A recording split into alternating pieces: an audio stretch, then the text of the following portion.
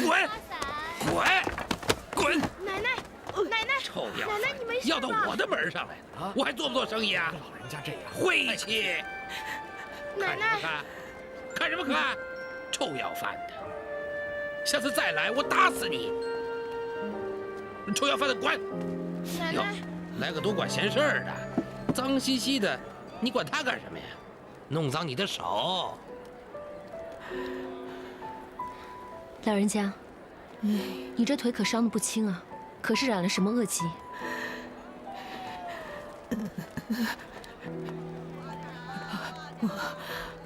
不是恶疾，不染人，脏了姑娘的眼。这条腿不能再拖下去了，得快点去看大夫，要不然整条腿都会废掉的。肚子都吃不饱，哪有钱去看大夫？你随我来。滚滚滚，赶紧滚！别在这儿待着了，快点走！走。滚滚滚滚滚，赶紧滚！我告诉你啊，臭要饭的，你下次再来，我打断你的腿！晦气臭要饭，瞎了你的！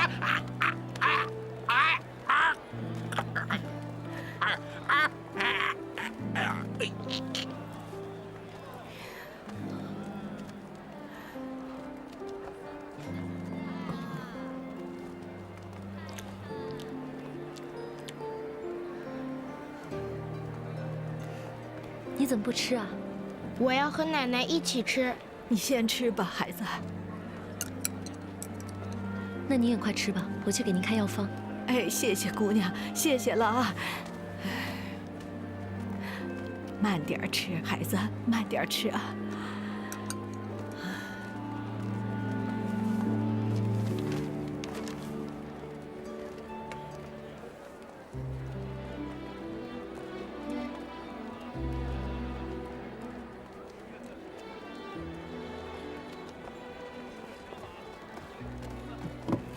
这是给您开的药方，您按这个方子连服10副药，您的腿就能好的差不多了。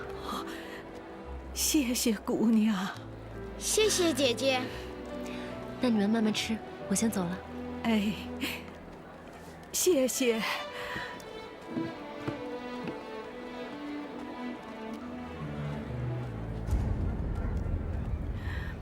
奶奶，这个姐姐走了，咱们没钱抓药怎么办啊？奶奶是怎么教你的？别人能帮你一时，但是不能一直帮你呀。咱们自己想办法。反正我这个腿也坏这么长时间了，一时半时，这个腿也断不了。没事的，快吃吧，快吃。老人家，这是那个姑娘留给您的，说是给您抓药用的。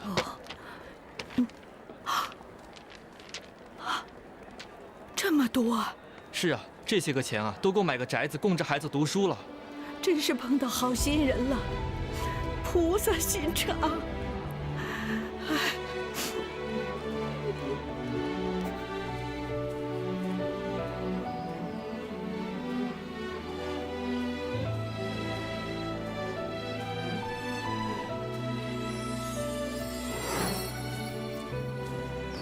小仙见过青瑶仙子。你是？小仙乃是灵犀公主的仙婢，我家公主请您务必随小仙去山林族走一趟。灵犀？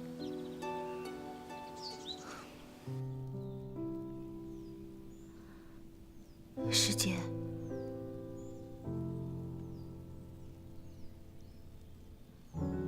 我母亲如何？国主的药可否给我看看？医仙，巫医吩咐过，每次用药都要引尽，所以没有残留。医仙要想看药，请稍等片刻，待老奴去唤巫医过来。不必了，药渣即可，或者将盛药的碗碟拿来即可。去找找。是。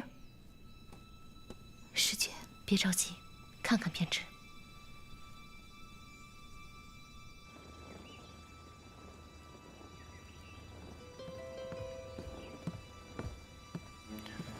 国师，灵犀公主带着桃林的青瑶医官来了，他们现在去了国主的寝殿，你去处理吧。是。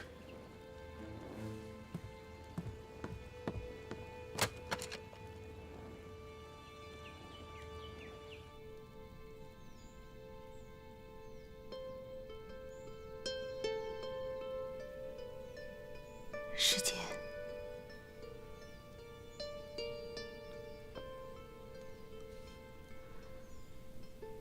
可有不妥？这里面有川胆草、龙须肉、黄柳粉，应该还有北疆雪蛇蜕、手乌藤、合欢皮和火云山枣仁。我们猜错的话，这副药叫追仙散，最是温和，有滋补气血、安神固梦、修复经络的功效。是的，国主服了药之后，脸色都变得好看些了。你也跟师父学过药理，应该知道问题所在。我母亲中了摄魂之术，神魂重创，本就陷于梦魇之中，无法醒来。这个时候，应当一边调理身体，稳固元神，一边下猛药激荡神魂，将她唤醒，免得她长期陷于混沌之中，最终彻底归于虚无。这个时候用追仙散，就等同是要她的命。看来，这山灵族内有人不想让灵月国主醒来。一个小小的巫医怎敢如此胆大妄为？他后面肯定有人。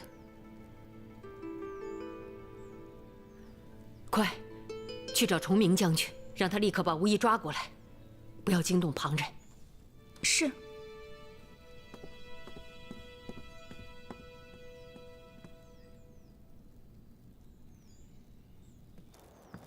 崇明将军去晚了一步，他赶到的时候，巫医已自毁元神而去，就连他的药方和医案也都一并毁了。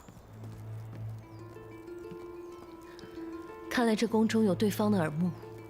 我刚一进宫，他们就知道大事不妙，直接杀人灭口了。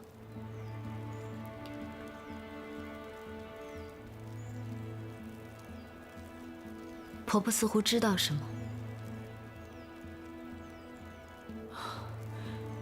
老奴不知。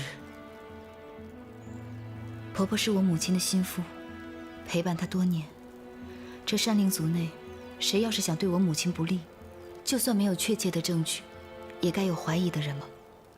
公主，弑君是大罪，没有证据，妄加揣测，只会招来祸端。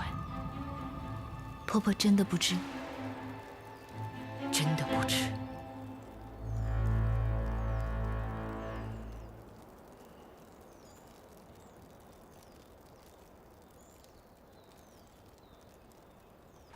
石婆婆不相信我，很正常。山灵族不同于天宫，这里地处神魔凡三界之间。如今众号叛乱，各部族惨遭凌虐，灵月国主又昏迷不醒，正是各方势力倾轧交缠之际。对方能够在天溪宫安插耳目，并且当机立断杀人灭口，可见是心狠手辣之辈。如今母亲病重，我们又势单力孤，就算知道是谁做的，也不可贸然出手。如若打草惊蛇，反而会害了母亲。你如今也不算是势单力孤，你现在是上神之身，又与锦绣国师颇有交情。他手握重权，你若去求他，他不会坐视不理。怎么，你不愿求他？还是你在怀疑他？自然不是。在凡间的时候，他拿命护我，而且回来之后，我也听说了一些事。当时我死在紫云台上，母亲悲痛之下身受重伤，又把责任都归在了他身上，怪他当年没能够找到我，才让我落得这般下场。之后便夺了他的国师之位，将他打入禁狱。后来众号攻占了天溪宫，他为了救百姓，被众号所擒，毁去双眼，身中7颗白骨钉，耗尽修为，流落凡间。我当初见到他的时候，他双目失明，身受重伤。可即便是这样，他依然能够不计前嫌，苦心谋划，杀了仲浩，救下母亲。师姐，你说像他这样的人，我怎会怀疑他？那你为何？在凡间，他救我护我，甚至把命珠都给了我。我知道他是喜欢林墨的，可我不是林墨，起码我不全是林墨。所以你不知该怎么回应他。我本来打算看望完母亲之后便返回桃林，可如今母亲病重，身边又豺狼环伺，我怎能放心将她一人丢在这偌大的宫殿之中？但只要我留在这儿，只要你留在这儿，就不得不面对他。你不喜欢他，又觉得亏欠他，所以不知该如何是好。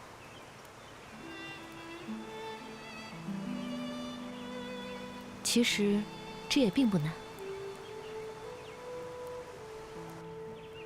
如今这6界之中，谁人不知战神九成对一个桃林小仙一往情深？你为什么不去找他呢？你本就爱慕他，与他在一起，问题也都迎刃而解了呀。怎么，你还在怪他？从始至终我都没有怪过他。那你为何不肯见他？师姐，你不觉得我很笨吗？我跟你一样出自桃林，可我没有学会半点爹的医术，还到处给你们惹祸，给你们添麻烦，害了爹又害了你们。他自从认识我，就一直被我拖累，屡次受伤，还险些丢了性命。你不要瞎想了，这些都不是你的错。可是我不想再做这么没用的人了，我不想再依附于他，不想别人提到我跟他，就只是觉得是他眼睛瞎了，脑子坏了，竟然会看上这么个没用的小仙。我想做一个能够匹配得上他的人，一个站在他身边，不被别人笑话的人。不过我相信，神尊他不会在乎的。可是我在乎。师姐，我不想以后遇到麻烦，就只能等着别人来左右我的命运，等着别人来大发慈悲，等着别人让我生，或是让我死。我不想再这样了。我明白了，我们的灵犀长大了。你放心，你不需要依靠别人，你还有我。师姐一定会帮你治好灵月国主。等他醒来，我相信一切都会好起来。谢谢师姐。自家人跟我说什么谢啊？不过，不知道你这位上神要成长到什么地步，才算配得上神尊啊？哎呀，他那么喜欢你，你把他一个人扔在福音殿，我都有点心疼他喽。他凡事都爱自己做决定，从来都是这样，把我当成小孩子，也不告诉我，也不与我商量的。那就让他尝尝被人丢下的滋味吧。哟，还说不怨他呢？我看你这怨气可是一点都没消啊。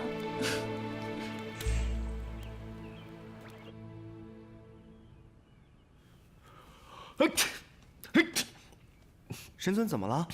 病了？神尊仙法以真化境，早已寒暑不侵，怎么可能生病呢？那为何喷嚏不止？难不成是寒疾又犯了？神尊，属下去请药王来吧。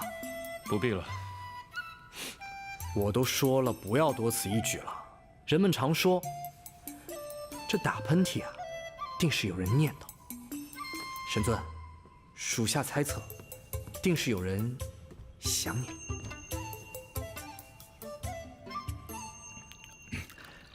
神尊，天雷殿的人目前正在盘查血月之夜当日没有在天宫丹食的各宫仙娥，目前已经查到咱们浮云殿了。这有什么好查的？咱们浮云殿也就一个仙娥。哎，华言，那日你在殿中吗？回凯阳将军的话，花烟在的。这不就结了吗？咱浮云殿可不只花烟一个仙娥呀。哦，还有13嘛。13没有问题，他当日一直在我司命殿。哦，13在你司命殿啊？听说你们2位已经互换了婚帖，不日就要大婚了，真是恭喜恭喜呀！休得胡说，没有那事啊！哎，司命，整个天宫的人都知道，这13呢，以前虽然是我们的兄弟，但是现在可是地地道道的女仙。男子汉大丈夫，怎么能欺负女人呢？我欺负他？你每天都欺负他呀？我哪欺负得过他呀？你们最近都挺闲的啊。神尊，我们是看您最近一直闷在殿中，怕您无聊，所以特地过来替您解闷的。那咱们可就走了。走了。小仙属下告退。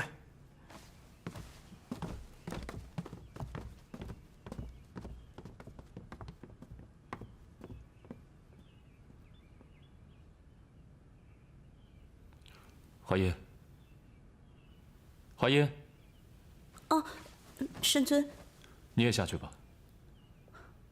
是。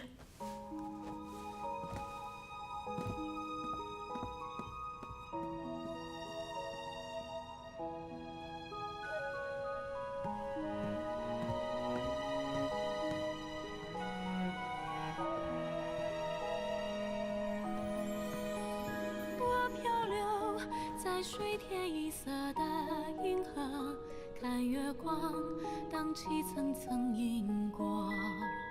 在梦中，你悄然掀起了皱褶，牵引着，牵引着。天空它带给我隐却的快乐，与你在萌芽星河，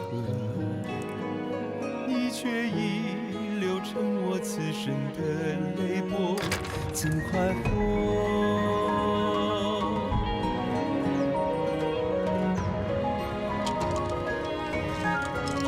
我画一册惆怅两处歌，你送我月色，却无从逗乐。痛啊，倾盆而下，让月化作浪花。师尊说的没错，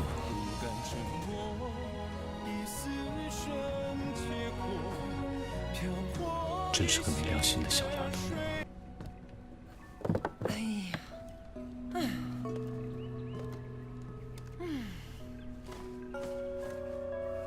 真多，这都是些什么呀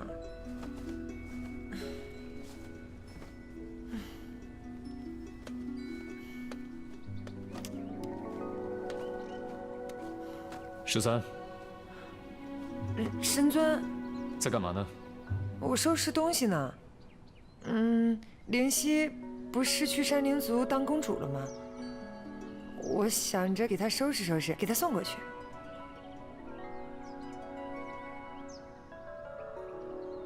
接着收拾吧。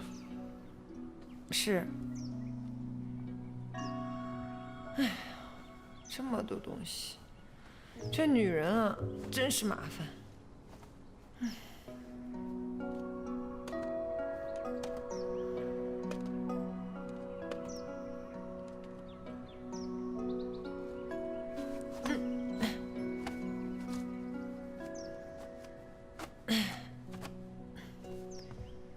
哎呀，终于收拾完了。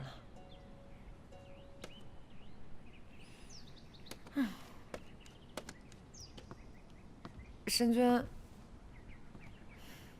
这么多，谁说不是呢？你说他也没在咱们这儿待多长时间，怎么能有这么多东西？我听人家说，这鸟爱续窝，就是他们总喜欢往家里藏东西。这今日一见，果不其然。这么多东西，你一个人拿得了吗？拿得了，我13是什么人？神尊。我这混金当多少斤你忘了？就这些东西，再多个10倍我都拿得了。本尊最近观你练功，觉得有些不对。哪里不对？身法不对。是不是最近过于操练，伤到了筋骨？没有啊。定是有的。本尊怎会错呢？可我没有感觉啊。你运功的时候，中极穴和巨阙穴不疼吗？不疼啊。你试试。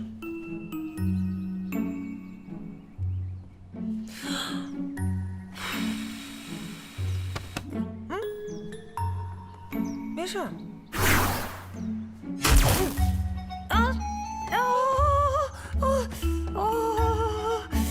不行不行不行不行！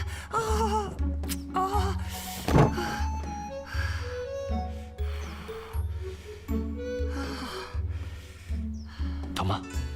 疼！神尊，我是不是要死了？不会死的，只是要多休息，就会好。但是有一点要记住。什么？不可以提重物，这样很快就会痊愈。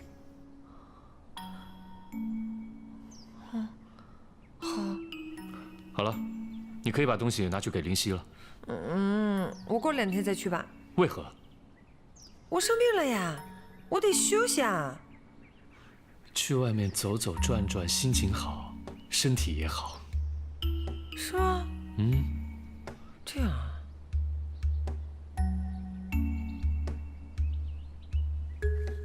我明白了。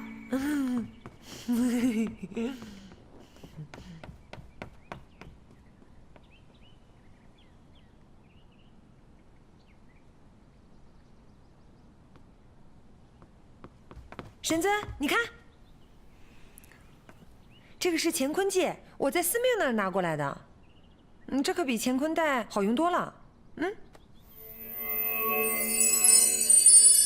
只要这样，我就可以直接去找灵犀了。如此重要的仙宝拿来装杂物，真是太浪费了。不如找个人陪你去吧。不用，神尊，这花烟得留下来陪你。你一个人在浮云殿多孤单啊！得让花烟照顾你。我速去速回。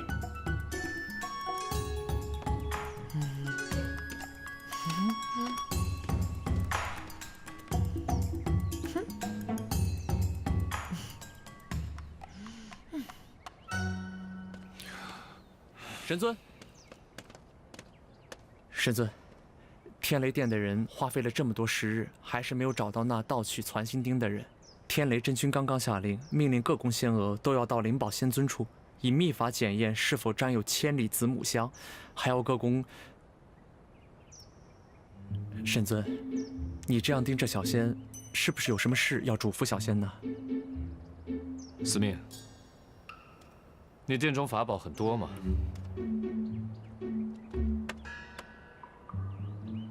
啊？司命，你来啦！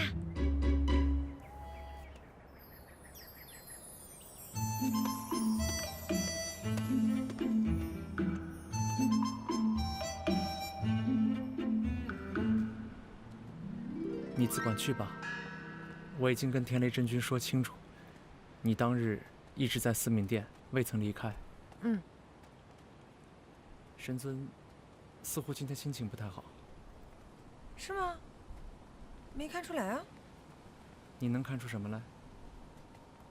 灵犀刚回来，就在天宫待了1日，便去了山林族，明显还在赌气。神尊这般身份，没有合适的理由，怎能上赶着过去？如今雨过天晴，一切的麻烦都已解决，2个人却要分隔2地，神尊的心情能好吗？灵犀是个倔脾气，神尊又是个冰坨子。这时候，如果云峰上神在就好了。不对，怎么了？糟了！哎，你不去山林族了？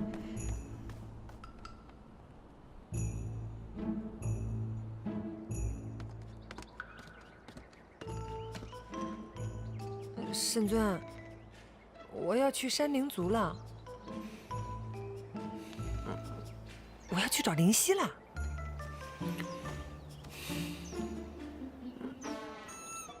那司命把我的乾坤戒给收了，我现在我啊！哎呀，我这不是生病了吗？我拿不动。沈尊，你陪我去呗。沈尊。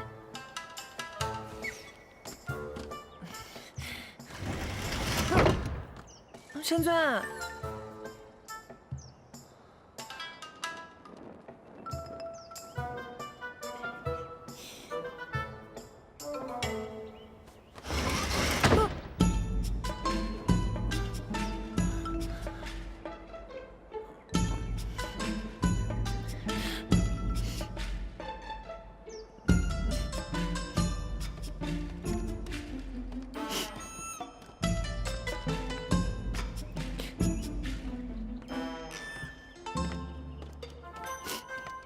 ，13，你怎么了？怎么垂头丧气的？华爷，我可能要回东海了。啊？为什么？我得罪神尊了，他可能要把我赶回东海，怎么办啊？我跟司命就要天各一方了。他平时那么忙，也没有时间来看我。他要是想我了，可怎么办啊？这没这么严重吧？不会懂的。哎，13。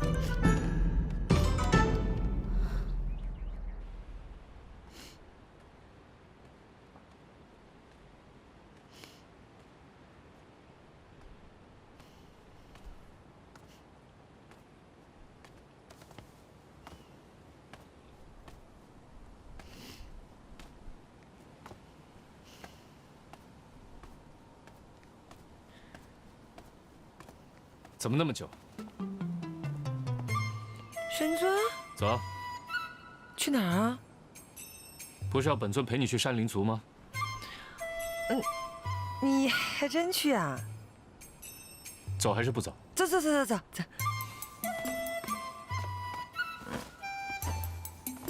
我有病，你自己说的。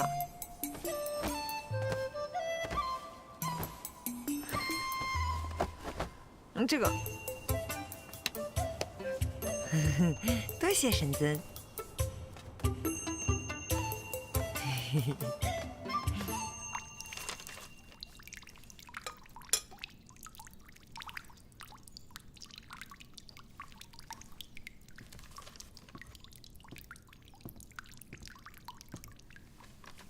公主，你回去休息吧。我没事。我师姐回去翻查医书，寻找医治我母亲的良方。在我母亲醒来之前，我都不回去。那好，老奴吩咐下人为你做点吃的。多谢婆婆。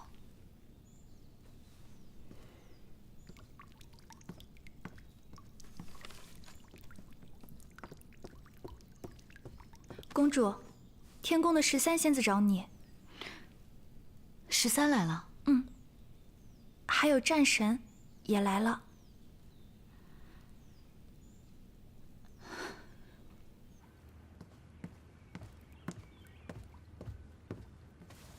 拜见战神。灵犀呢？战神，公主让我转告你，她还要照顾国主，多有不便，就不来亲迎了。还说什么？公主还说天锡宫简陋，国主还病着，就不留战神用饭了。若有机会，会亲自登门致谢。小仙恭送二位。你还可以御风回天宫吗？啊？你有伤在身，一路至此，耗费甚多，还能施法吗？哦，对，我练功练傻了，我施不了法，回不去了，今天不能走了。岂止是今天啊，再过个3、5天，6、7、8、9、10来天，够了吧？正是如此，还要麻烦你安排2间客房给我们主仆，他有伤在身，不能强行御风而回，需要休息。啊？怎么，天锡宫连2间客房都没有吗？你可要知道，你们家国主可是本尊从富林渊下救回来的。天锡宫是如此待客的吗？是，战神请稍后，小仙命人去准备。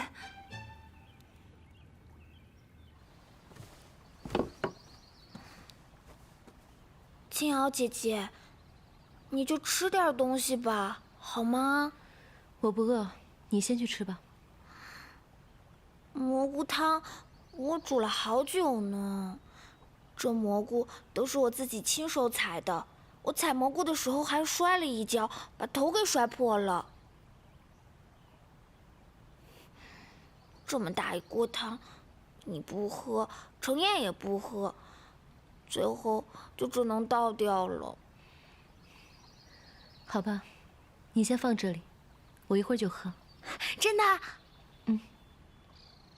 你先去玩吧。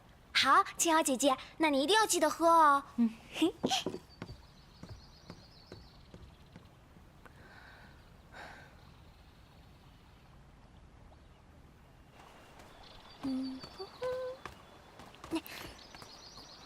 我姐喝了？喝了。你看着她喝的？她说她一会儿就喝。我看你真是笨蛋啊！是不是头发长得太长了，把你大脑养分全占完了？啊！别跑！坏狐狸，过来！不要拔我头发！别跑！坏狐狸！你的头发我告诉你全没了。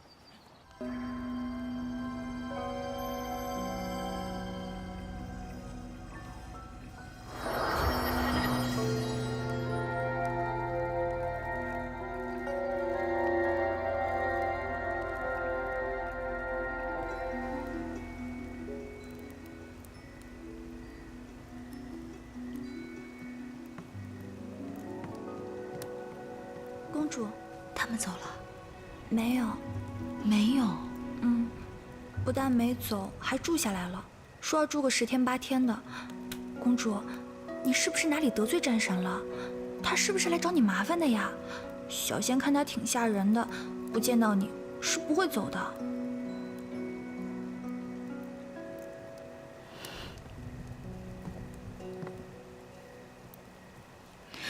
哎，公主，你去哪里啊？桃林。看来公主这一次真是狠狠地得罪了战神。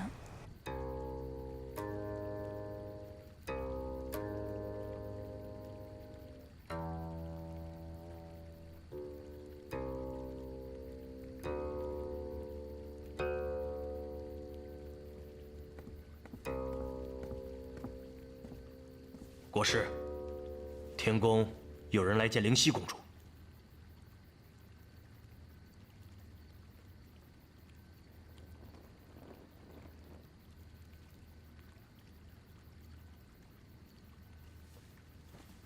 九臣？是的。那灵犀呢？他们没有见面，而且公主离开了天锡宫。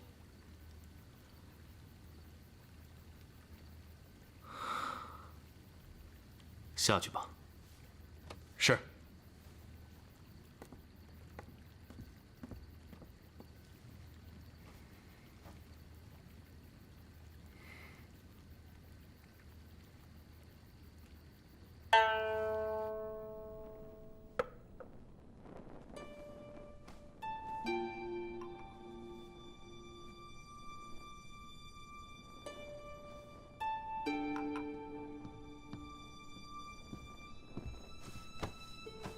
神尊，他人呢？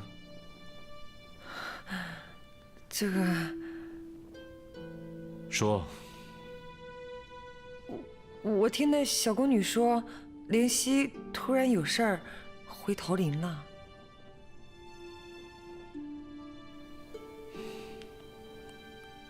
有本事就别回来。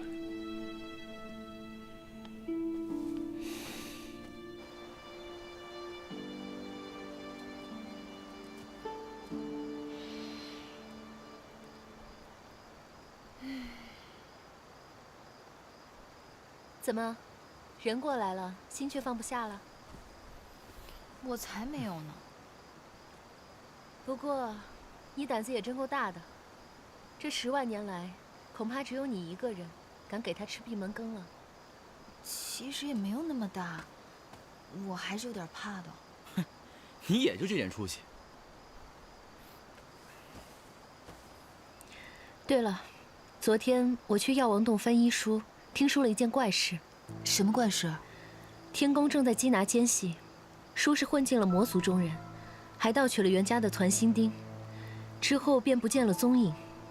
天雷真君大怒，现在正在各宫各殿盘查。魔族中人竟能混进天宫？现在是这样说的。可是魔君不是已经死了吗？魔君死了，不代表所有的魔族也死了。而且这数十万年来，也不是只有一位魔君。九神是第4代战神，吴志祺也是第4代魔君。第4代，魔族中人大多生活在富林渊下幽冥门的魔界当中。不过这魔君不一定来自魔界。修习便是修心，只要一心向善，最终都能得道成仙。若是被恶念侵蚀，坠入邪道，就有可能会成为魔。人心最是复杂，善恶往往都在一念之间。一念成仙，一念成魔，都在于自身。这么说的话，吴志祺死了，还会有新的魔君出现？道理上是这样的，不过应该也没那么容易，要不然也不会天地初开这么多年，只有4位魔君了。那就好。你好像很担心的样子，你在担心谁？这还用问？他当然担心那个9成啊。哎，我说傻娘，你若担心变回你的天息宫去，在这干嘛？真是矫情。你烦不烦？他堂堂一个战神，用得着你瞎操心吗？别说一个奸细了，就是魔君他全家都住进天宫，他都死不了。哎呀，师姐，你看他。好了，都多大人了还吵嘴。你怎么也跟过来了？这什么东西啊？我是一只花鸟精。花鸟也能成精啊？嗯。你这么大一颗，也没有被人挖走？这不已经被人挖走了吗？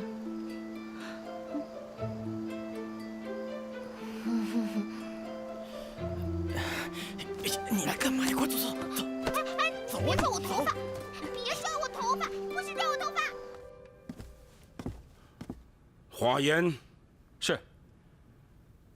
她是浮云殿的小仙娥，曾经是个凡人，得了机缘造化，进山修炼，修习有成后飞升成仙，先后在天后宫和万灵院做洒扫的仙娥。战神从长生海回来之后，她才进的浮云殿。灵宝仙尊说的就是他。36宫72殿我都已经查遍了，确实只有他在传心钉被盗那晚不在天宫。究竟是不是他？真君，抓回来，一问便知。真君，若是把他抓回来，他却矢口否认，那岂不是要用搜神之术？此术对神魂的损失颇大，战神会不会？本座这是公事公办，并无私心。想那9臣也不是心胸狭隘之辈。如果他矢口否认，那么本座定要查一查。真君说的有理。明天一早，你们把那个小仙花烟叫过来。事情未查清楚之前，你们对他还是要客气些。是。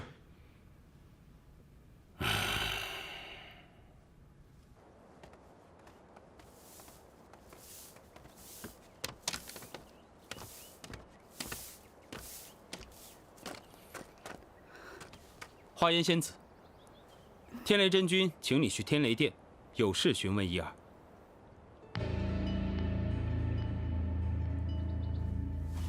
见过真君。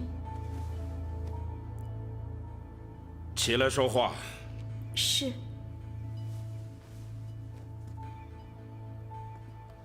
你就是花烟？是。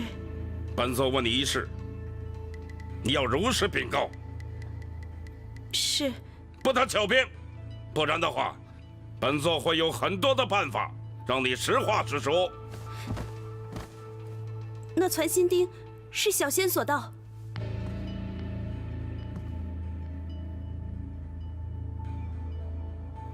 你说什么？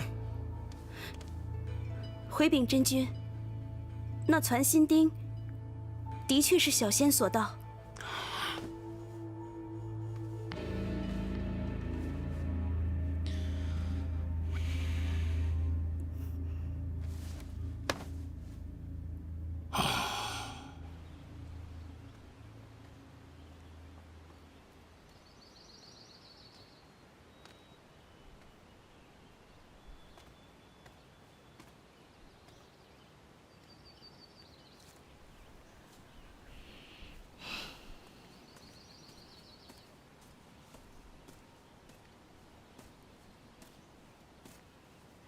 起来了，早啊，师姐。昨晚睡得好吗？好。我已经很久没有睡过这么好的觉了。你真是心宽，只怕神尊一晚上都没合眼吧？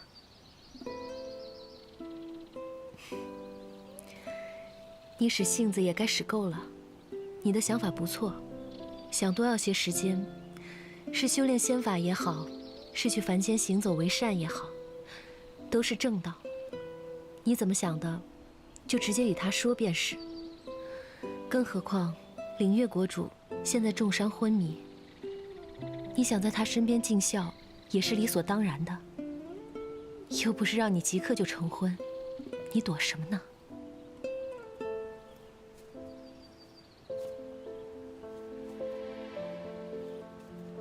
灵犀，你们在一起经历了这么多，好不容易这风雨才要过去了，应该好好珍惜在一起的时光才是啊。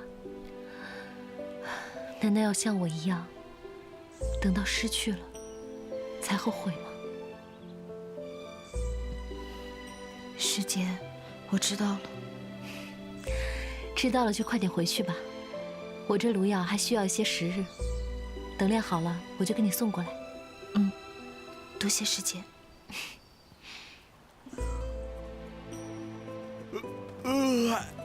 姐，这么早？林希呢？走了。不是姐，林希走了？她回山林族了？她怎么就突然回去了呀？她不是躲着酒神吗？她躲着神尊，是因为她喜欢他。如今想明白了，自然就回去了。不是这个。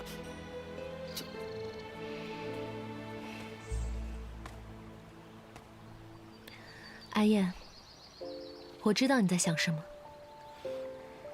但有些事情是不能强求的，不如珍惜眼前人吧。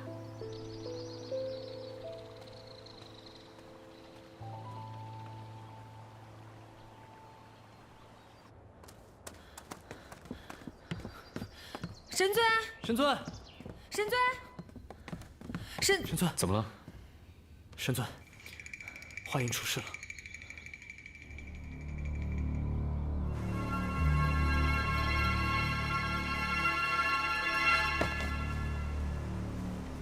战神到！战神，花烟，真君，你怎么样？天君，命本座彻查传心钉被盗一案。战神对此事有什么想说的吗？花烟，她是我浮云殿中的仙娥，传心钉乃是我天族之物。本尊只是过来听听。真君请自便。战神，刚刚对这小仙用了搜神之术，不曾想他神魂强大，竟然生生的扛住了。若再施法，本座担心他会神魂尽毁。那就不能再用了。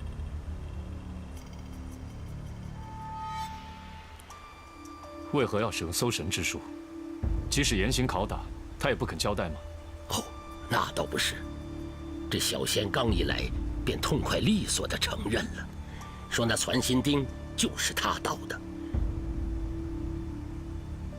他说自己是被魔所惑，受魔驱使，替那众号盗取传心钉，可是用问心镜查他，在他身上倒没查出一丝的魔气。怎么可能？定是你们搞错了。华烟，他们是不是打你了？你可不能屈打成招啊！这可是杀身流放的大罪。既然他都已经承认了，为何还要用搜神之术？是本座坚持的。这小仙承认的干净利索，看他不是那种大奸大恶之辈，因此本座以为这里边定有隐情。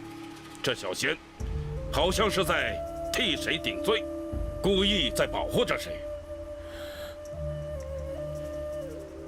哦，战神，本座说的不是你。这小仙从凡间而来，他在凡间认识什么人，后来又遇到了什么神仙，谁又能知道呢？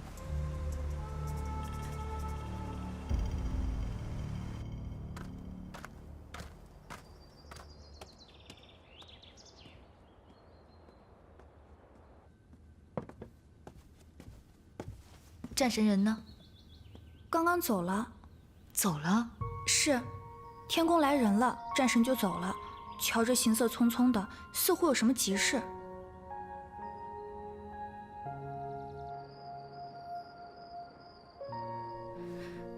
花烟不敢欺瞒神尊。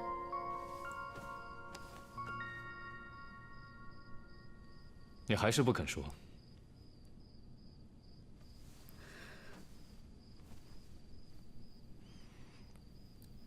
你都已经招供，说是帮众号盗取传心钉，如今绝口不言，又说不欺瞒本尊，那就证明你根本不认识众号。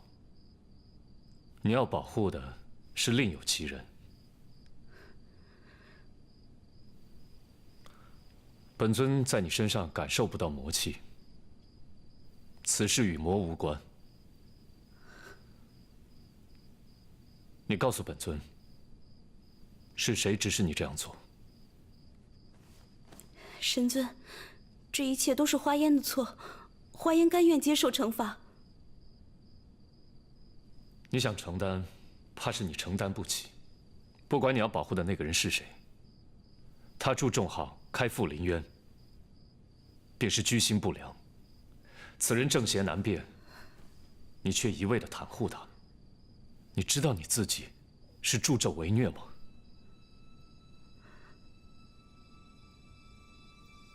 你不肯说，本尊也查得出来。普化仙君的搜神之术你扛得住，若本尊出手，你也扛得住吗？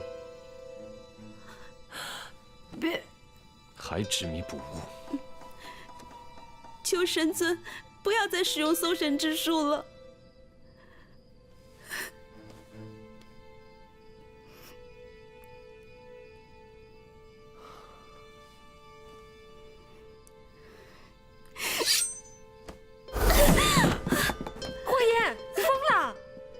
到底是什么人？你宁愿死都不肯把他说出来吗？神尊，花烟自知犯下大错，愧对于神尊的教诲，但对方与我有大恩，我是宁愿死，也绝对不会出卖他的。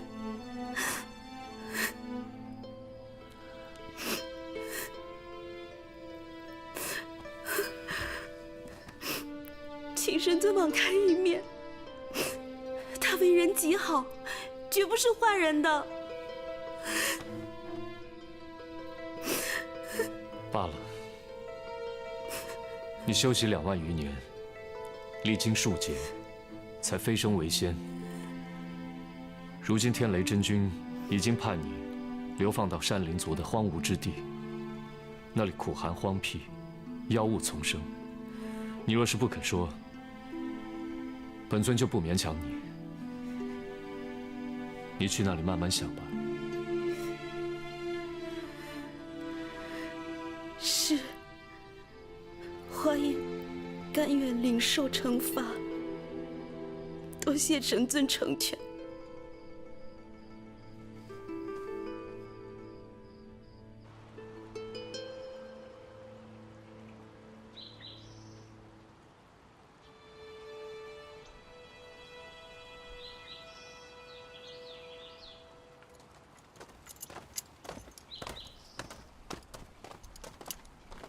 将军，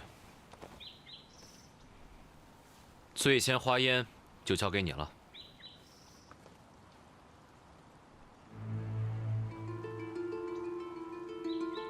将军辛苦了。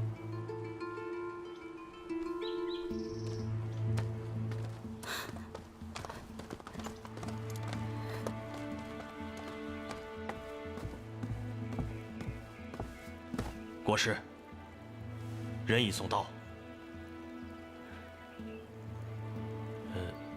该如何安置？是送去凡间呢，还是藏在哪儿？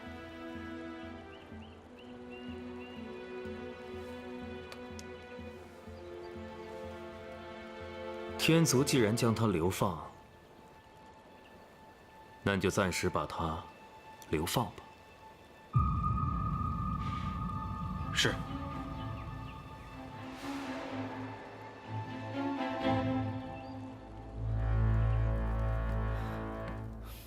神尊，他已经去了穷荒之地，是赤壁将军亲自押送的。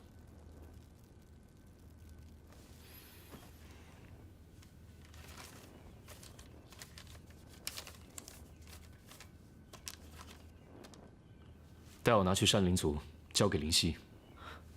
是。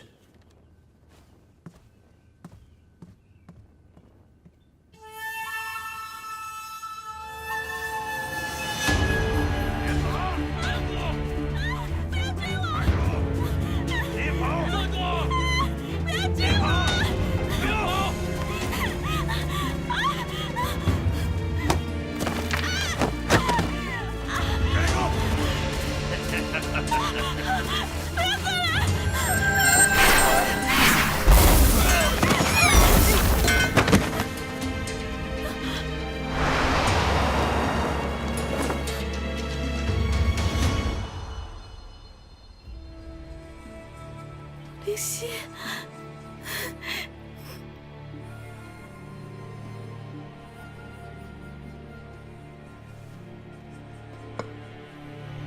说说吧。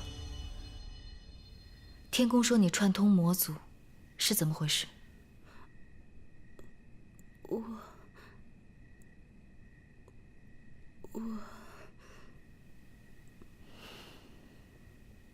你我也算是相识一场。你本性单纯，绝不是通魔之人。到底发生了什么事？是谁在指使你？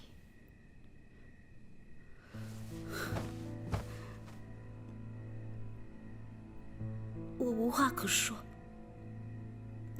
在天宫如此，在你这里也一样。灵犀，我是个罪人，你还是将我流放吧。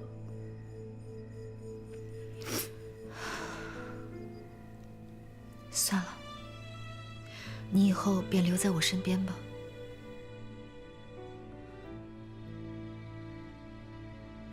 灵犀，你我同在浮云殿，朝夕相处，这份情我不会忘。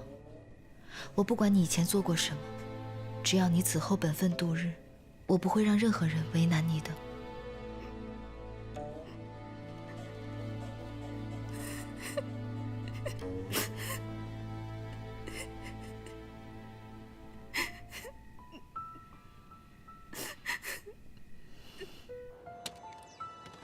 灵犀把他带走了。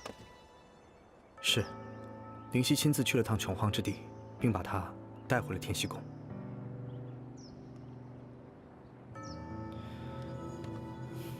神尊，灵犀托我问您一句，您到底在怀疑谁？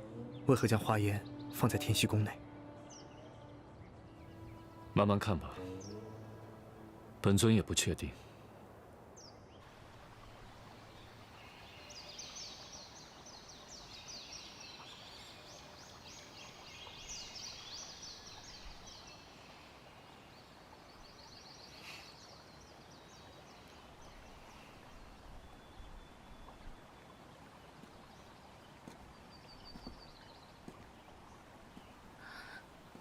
云峰，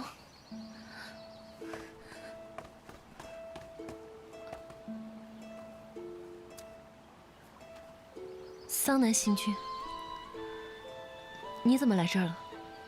没什么，就是想过来看看你。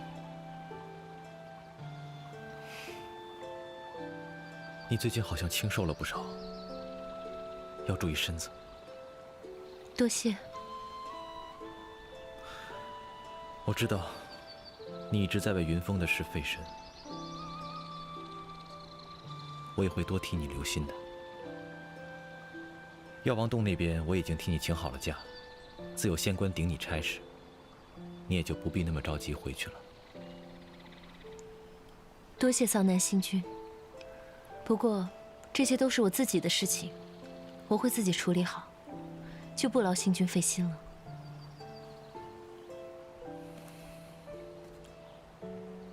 我知道，但我只是想关心你，想为你做一点事。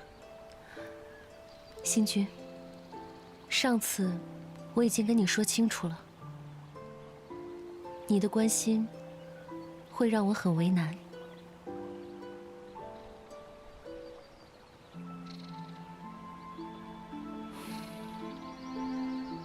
好，我知道了。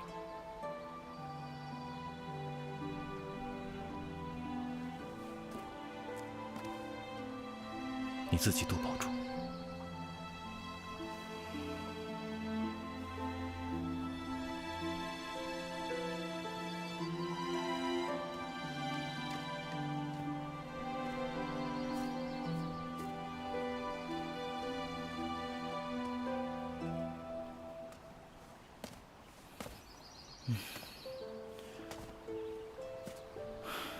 干嘛这么绝情啊？当不来爱人，做个朋友不好吗？他那么小心眼的人，肯定不希望看到我跟桑南星君做朋友的。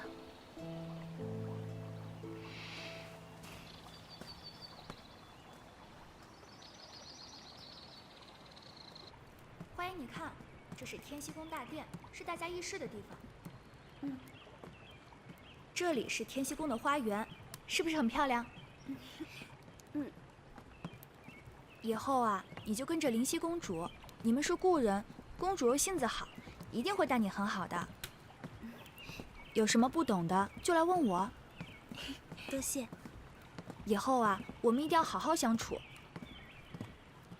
哎，花烟，你看那边，那个花呀，可是天锡宫里公主最喜欢的。花烟，花烟，国师，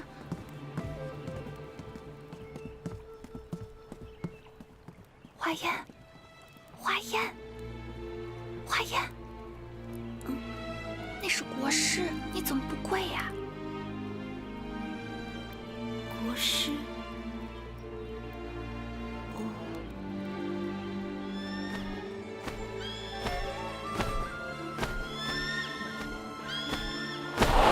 逐日鸟从生到死，一直都在追逐太阳，也不知道会不会累，会不会有一天想通了，想要停下来。公主，床已经帮你铺好了，你去睡会儿吧。你连着照顾国主几天几夜都没合过眼了。跟你说了，让你叫我灵犀的。那不行。凡事得讲规矩，你现在是公主了。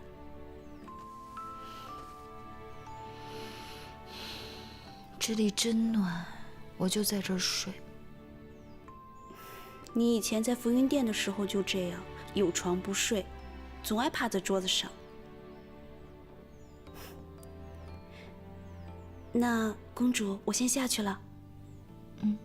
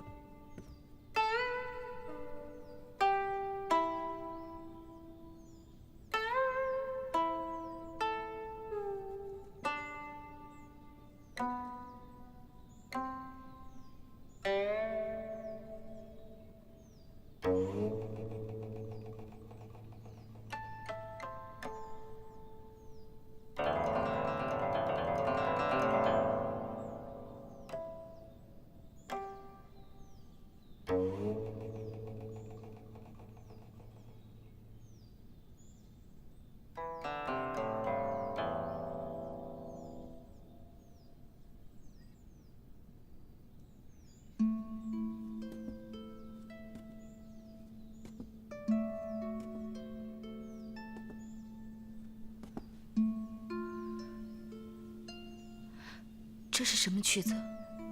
千字文。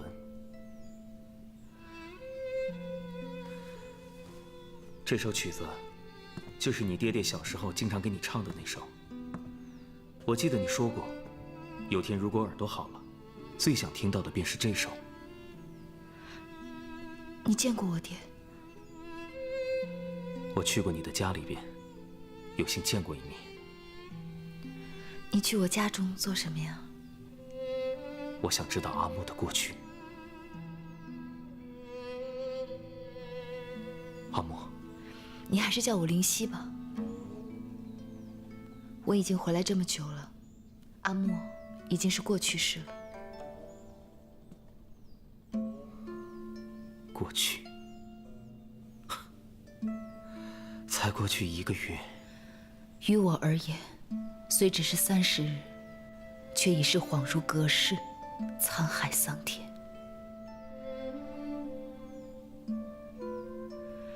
国师，不论我是灵犀，还是林墨，我都会一样敬重你的。